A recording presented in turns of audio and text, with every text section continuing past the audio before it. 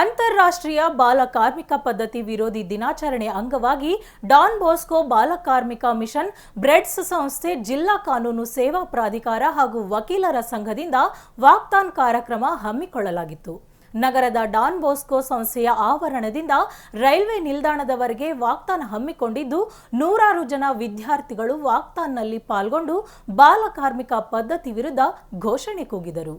ಇವತ್ತು ವಿಶೇಷವಾಗಿ ನಾವು ಬಾಲಕಾರ್ಮಿಕ ವಿರೋಧಿ ದಿನಾಚರಣೆಯನ್ನು ಕೊಂಡಾಡ್ತಾ ಇದ್ದೇವೆ.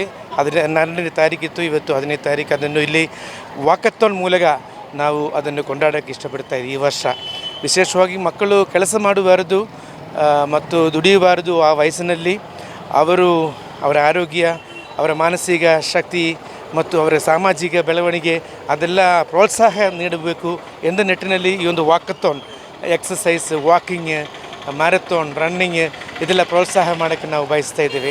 ಮಕ್ಕಳಿಂದ ಅವರ ಕೈಗಳು ಕೆಲಸ ಮಾಡೋಕ್ಕೆ, ದುಡಿಯೋಕ್ಕೆ ಬಿಡಬಾರದು. ಅಂಗಡಿಗಳಲ್ಲಿ ಮತ್ತು ಶಾಪುಗಳಲ್ಲಿ, ಮಂಡಗಿಪೇಟೆಯಲ್ಲಿ, ಇಲ್ಲದ್ರೆ ಗುಜರಿ ಅಂಗಡಿಗಳಲ್ಲಿ ಮಕ್ಕಳು ಕೆಲಸ ಮಾಡ್ತಾ ಇದ್ದಾರೆ.